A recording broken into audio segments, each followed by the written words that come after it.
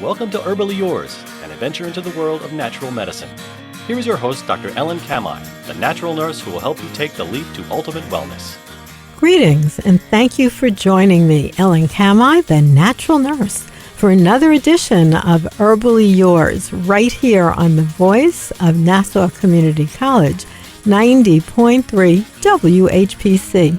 You can listen live on your radio that's in your kitchen counter, remember those? Or in your car, remember those radios in your car? You can tell this show's been on a long time. Or we're modern too, because you can hear us on iHeartRadio, Odyssey, TuneIn app, smart speakers, as well as nccradio.org, or download our own award-winning WHPC app so you can keep up with all of the shows here on 90.3 WHPC. Herbally Yours brings you the latest information about the many facets in the world of natural living. Today, I am so happy to bring on board as our guest Dr. Mary Balliett. She is a doctor of chiropractics and has a master's in applied clinical nutrition from Northeast College of Health Sciences, and she also has a BS in biology with a concentration on biochemistry and genetics from both of our alma maters, Cornell University. She currently teaches biochemistry and physiology at Northeast College of Health Sciences and was the Dean of Nutrition also at that same college. She's a practicing chiropractor for the last 35 years and continues to treat chiropractic and nutrition patients. And locally, she's in Ithaca, New York. Also, in 2021, she did her study about biochemistry, nutrition, and physiology to launch a new project, which is called potentialpowernutrition.com. And you can check out that website at potentialpowernutrition.com for more information about the outcome of that project. So thank you so much for being our guest today, Dr. Mary. Thank you so much for having me. It's a pleasure. Recently, we got a chance to talk. We went over the fact that we taught together in a nutrition program several years ago, and that you have continued your studies in nutrition. And you know a lot about different topics, so we're going to discuss some of them with our audience today. For instance, what does this term mean, metabolic support? So it's what I am most committed to. I believe that what happens is that when patients or people are trying to feed themselves so that they are getting the nutrition that they need, the reason that they want to do that is they want to have what all of the aspects of their body actually needs to support what is known as your metabolism, which is basically how much energy do you have to do all of the activities that your body needs and that you personally need as well. So that's really what I'm defining as total metabolic support. Well, that's some people that might be new information to them, and some people might be, line up with their belief already. But let's go back in time to a little girl, Mary.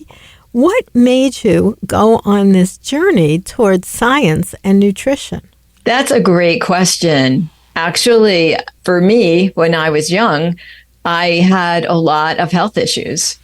And so I was exhausted all the time. I caught a lot of things. I was always sick. I missed a lot of school.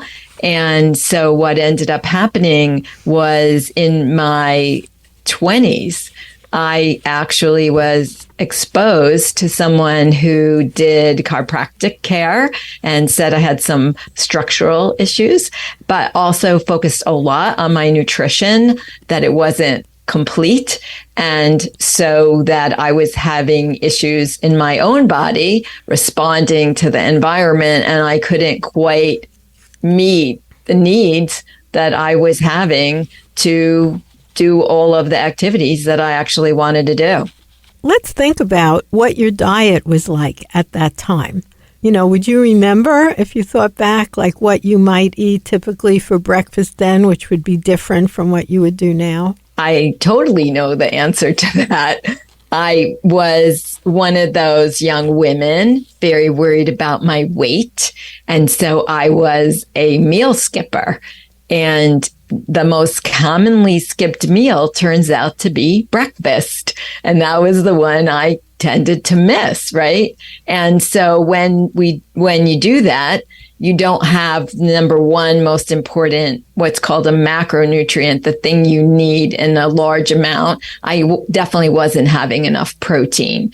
And I didn't understand that if I didn't eat enough protein, then my body has these muscles, which are made of protein. That's what meat is. It's the muscle of an animal. And so I wasn't eating other muscles. So I was actually breaking down my own muscle in my body. So it made sense that I would have pain in my muscles because I was actually using them as a nutrition from my meal skipping. So I would say that for sure I understand. I definitely did not understand that in order to make energy, I needed vitamins and minerals. That even though I was a biochemistry major and I could have drawn out the biochemical pathways, somehow it didn't totally translate into what I had to eat so that I could meet those needs. So that's, goes way back in time. So you learned through personal experience as well as your professional studies. And it's kind of like you were having the background in your professional studies with a focus on science and nutrition, but yet to translate it into what you actually put in your mouth is sometimes a big jump. Yeah, it's what I say a lot to patients is it's not always knowing something, it's actually doing it, right? Was I sleeping enough? I know I took a class talking about the importance of sleep hygiene, but did I really practice sleep hygiene? Did I go to bed every day at the same time and get up at the same time? Was my room dark and cool? Was I not running around like a crazy person to the very last minute? So once you start to actually put into practice something like that, then that goes a long way in helping your body recover from everything you've been through for the day. And that's great information. So I want our listeners to remember that they can find out more at potentialpowernutrition.com. If you want to see more about Dr. Mary, they have some great pictures of her there, as well as information on your own philosophy about nutrition and a lot of great information about science. And then I found it very interesting that after all these years, you actually went in partnership with your son and put together a way that people can sort of get a lot of nutrition all at once. What's your son's background? My son is really interesting. When he graduated from high school, he went to culinary school and became a chef, a French trained chef, and worked in a French restaurant. Then realized that is a very long hours. He wanted to have a family. And so then he went back to school to get more prerequisites and then ended up going to our alma mater that you and I have. He went to Cornell to the food science department, and he ended up getting a degree in food science with a concentration in food safety and compliance, because he really was committed that the food that we put in our body is safe and that it is not adulterated and what all the rules are about that. And so he worked as a food safety and compliance officer at a number of food places where they were making different things. Then he also had a job where he learned about what's called co-packing. So say some company makes a product, but then it has to be packaged. And there's a lot of rules about that and making sure that it gets packaged safely and correctly. And so he really had a lot to do with that. Then you have to have what's known as a supply chain, and you have to know where you're going to get your things from. And you have to make sure that you have certificates of analysis and you know that everything that you're getting actually is what it says that you're getting. So that is his background, and making sure then he oversaw packaging and the production of these products at a number of companies before he decided that he would be my chief operating officer so that we could then do that for ourselves. So I think that's beautiful to be working in, basically a family business and bringing together all the knowledge and experience that you have in nutrition along with your son's study. And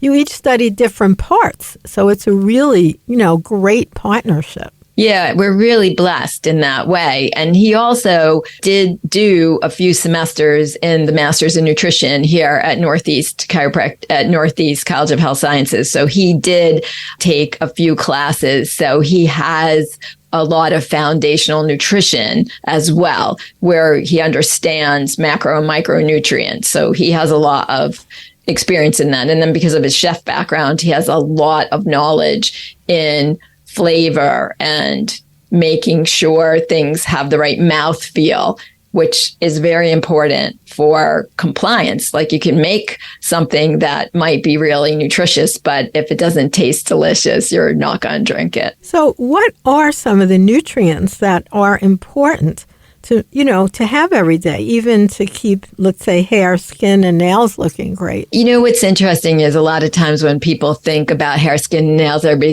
just yells out biotin. But the truth is that your Wait a minute, Dr. Mary. Not everybody would yell out biotin. You and I would yell out biotin, but I bet most of our listeners driving home today just wouldn't even know about biotin. So you're right, but not everyone knows that. Oh, that's so great. I appreciate you saying that.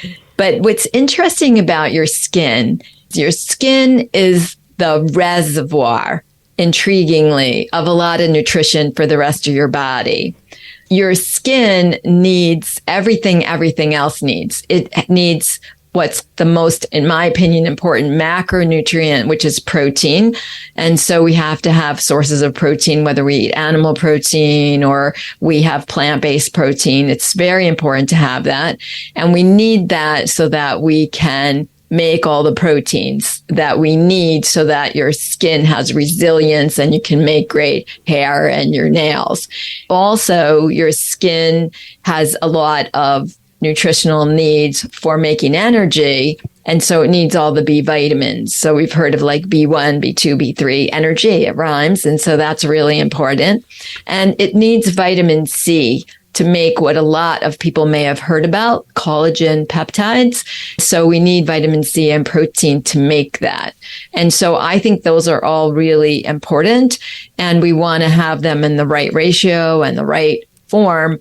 And when your hair, skin, and nails looks good, then the rest of your body is getting what it needs. Because last year they did this really cool study where they had rats where they actually made them deficient in protein and B vitamins. And they thought that maybe their heart would have issues. But truthfully, the rat's hair fell out and their skin got bad. So once we have your skin looking great, then we know that you've met your nutritional needs in things like protein and your B vitamins and vitamin C. So that's been really exciting, at least for us in Potential Power Nutrition. When people are drinking our breakfast blend, the most skim meal of the day, where the number one benefit is that people are noticing that their hair, their skins, and their nails are doing a lot better. And that's really great, too, because it's interesting when you're talking about protein, and we have already mentioned if someone is a strict vegan or vegan, people seem to say that different ways. I find that diet can be very deficient. I mean, look at something like iron. There's quite a big difference in the uptake and nutrient utilization of iron, depending on if it's plant-based iron or if it's meat-based iron, which is called heme iron. It actually has a completely different molecular structure. I could not agree more. We do have a plant-based product because we wanted to have something vegan and hypoallergenic.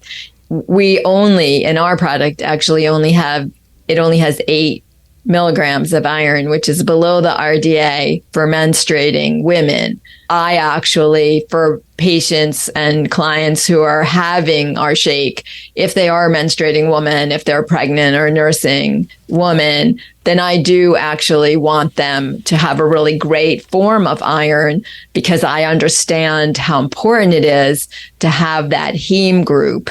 And so we want to have a chelated iron that we want to add in addition, maybe like an iron bisglycinate, because of glycine is the amino acid that makes up that ring, that heme ring. And then that may be better absorbed and would support them when they're not eating enough red meat.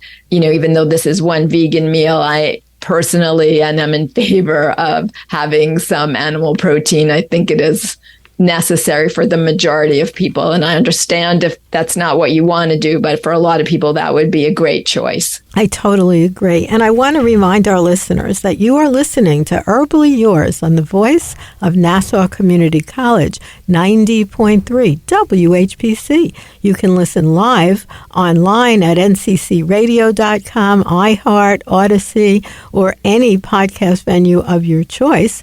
And for more information on today's guest or topic, you can send us an email at whpc@ncc.edu or get in touch with me, Ellen Kamai, at naturalnurse.com. Our guest today is Dr. Mary Balliett. She's a doctor of chiropractic and has a master's in applied clinical nutrition, and she is involved with Potential Power Nutrition. You can find them at potentialpowernutrition.com, where she and her son together have formulated a science-based nutritional supplement that you can just, add into water and use, and you can find out more about it there. So she's talking to us today about very important nutrients. You talked about hair, skin, and nails, Dr. Balliett. What about bones, muscles, and joints? As a chiropractor, that's a specialty of yours for sure. Yeah, absolutely. We definitely still need the protein for that. So that's very important. And the latest literature is saying that you want to have about 20 to 30 grams of protein per meal. And that's wait, per day protein or in the per size meal? of a deck of cards. Okay, per and day? So what we did was we actually put 24 grams of protein in Potential Power Nutrition's breakfast blend. What's also important, though, is to have calcium and vitamin D. So we need vitamin D in the active form to be able to absorb the calcium that we eat in our diet. But intriguingly, to hold that calcium in the bone, that's a vitamin K dependent modification of the protein. And so that's why a lot of times people will see, do I need vitamin D with vitamin K? Because we want to hold that calcium in there. And then we also need to have created collagen that we've already talked about, which needs for both muscles, bone, tendons, cartilage, all of that needs that cartilage. So again, we need plenty of protein and we need vitamin C. What's intriguing is when you give people all of that and their structure is better, it also seems to help in a faster post-workout recovery. Not because once I have a better muscle, bone, connective tissue, joints, I'm going to feel stronger. I'm going to be able to exercise more and I'm going to recover better. That's been a really nice finding for us over this last year that we've been launched. That it helps people, on one level, and then it helps people on another level as well. There's a lot of buzz in the news about the fact that diabetes is becoming rampant. But I always find that's a strange discussion because they talk about it as if you can catch it. You cannot catch diabetes. And also, the ability of it to be familial in terms of genetic is really nowhere near as the link to what you put in your own mouth. And that's what people don't realize. You don't just catch diabetes, you really create blood sugar problems by what you're eating and your metabolism. I could not agree more. I taught this morning biochemistry and here at the college, and I talked about blood sugar handling. And what's so important for everyone to understand, because, there's this whole carb phobic world. What really is the issue is that it's never a no carbohydrate diet. It's the right carbohydrate diet. But that forces us to say what is in fact a good carbohydrate and why are we having a problem with diabetes today. And I think when we think about 10,000 years ago, we only had carbohydrates, which the definition is you're made by a plant. If you think 10,000 years ago, if you ate plants, you were going to be fine. The problem today is that we have derivatives of that, where we have what are known as simple carbohydrates. And we've literally, they're a shadow of their former self. We have taken out the fiber. We have taken out the nutrition, the vitamins, the minerals. And so now what happens is we start to overeat because we're really in a nutritional deficit. So wait a minute. Wait. I'm thinking what you're talking about there is what's sometimes called ultra-processed food, with this very little nutrients left. But it's interesting what you just said. That starts an overeating cycle. Yes. What happens is you get so many cravings because sadly, there is a great article called Sugar Salt Crunch. And unfortunately, the food industry is incredibly driven by having profits. And they found that if they could make you crave food, what they have to do is they have to have it somewhat nutritionally deficient, because then you want to eat more of that. If I eat a more balanced meal, I have the right amount of protein. I have carbohydrates the way they come, where I have them with the fiber. So I look at the total carbohydrate content and I divide by fiber. If that's less than 10, then that's a carbohydrate that is a much more natural carbohydrate. My body knows what to do with that, and it won't raise my blood sugar, which is a precursor to getting diabetes. If my blood sugar is way too high, that's the definition. It's not going into the cells like it should. And so if I do that, then I'm going to have a lot more satisfaction. I'm going to have less cravings, and I'm going to get more nutrition because I have it in the form I'm expecting it to be in. And unfortunately, the latest literature says that only 40% of the Americans currently are even eating 5 cups of fruits and vegetables, which is the minimum amount that is believed to be needed, 5 cups of fruits and vegetables, and they're not getting that. And so, we want to help people on their way. So we want to have a product that has the equivalent of at least 1 vegetable in there, and then they could add fruit. Now they've got 2 out of 5 done in one meal. They could add other things to it, but we really want those 5 cups of good quality carbohydrates called fruits and vegetables, and we want more vegetables than fruit. And I think people don't understand the food science of that. If it has a seed, it's a fruit. And so if tomatoes it's a plant, are fruits, it's a vegetable if it doesn't have seeds. So that's a nice, easy way to do it. 3 things without seeds that are plants and 2 things with seeds. And then you know that you've gotten to 5. But if you're a bigger person, you're a man, you might need twice that. It's really not that hard. People just have to put, like what I do, I'm very busy, so I just shop and cook on Sunday. That's it. And then I have steamed vegetables in to-go containers in my refrigerator that I take with me everywhere, along with pre-cooked pieces of, let's say, lamb and turkey that were cooked ahead of time. And there are little pieces in there. So it's a big plate of vegetables. And like you say, fruit. If you're talking about tomatoes, cucumbers, those are fruits because they have the seeds, and dark green leafies and all that. It's all pre-made, and it's just grab and go. So if any of my clients tell me, oh, I can't afford to eat healthy, that's not an excuse, because I don't think anyone spends less than me, and I have all even organic. Like, you could just not go organic and still have full meals prepared. So you're not constantly out snacking on those very high carb, ultra-processed foods. I could not agree more. I actually meal prep myself. I think those of us who really understand this understand that that's where we're going to put our energy. I think that when you make a menu and you shop to the menu, you save way more money. And so that's really important. So before we made the breakfast blend, I was meal prepping 21 meals a week in and week out, just like you're saying on Sunday. That is, I think I was dedicated to still doing that. And because now I have this, I have cut myself down by 1/3. I have 1/3 or 7 meals a week already planned out with my easy to open packet of Potential Power Nutrition breakfast blend that then I can add to water, shake it up, and then I have always organic, high fiber cereal with it and a banana or another piece of fruit, maybe half a cup to a cup of berries. But I do always have my prepared meals just like you, Dr. Kamai. That's totally me. Everything's stacked in the fridge. And what's interesting, they have great literature on what's called decision fatigue.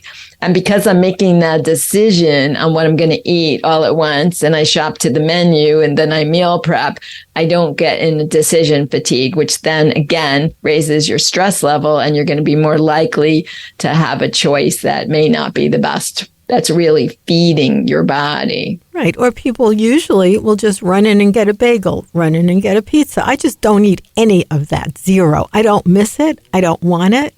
And it really saves so much money in the long run, too. Yes. I 110% agree.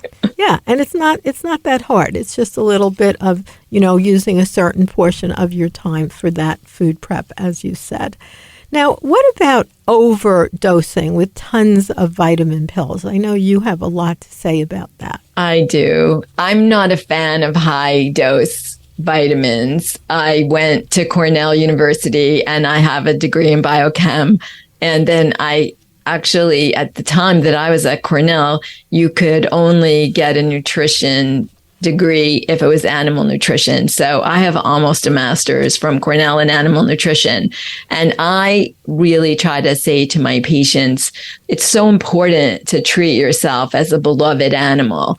I know the majority of us would not feed our beloved dog or cat or horse or cow junk. We just wouldn't do it. We know so much about what they need. And so I really believe that what you want to have for your B vitamins is you want to have 100% of the RDA. Then you've met it. You want to eat a healthy diet. And now you're in a good shape, but you're not overdosing it, because that's going to be really hard on your liver to decide, I need it, I don't need it. Thank you so much for being our guest today, Dr. Mary Balliett. And you can find all her work and a lot of information at Potential Power Nutrition. And thank you so much for tuning into Herbally Yours, produced in the studios of 90.3 WHPC, Nassau Community College, Garden City, New York. For further information, email us at whpc@ncc.edu. This is your host, Ellen Kamai at naturalnurse.com, inviting you to join us next week for another edition of Herbally Yours. Until then, stay healthy.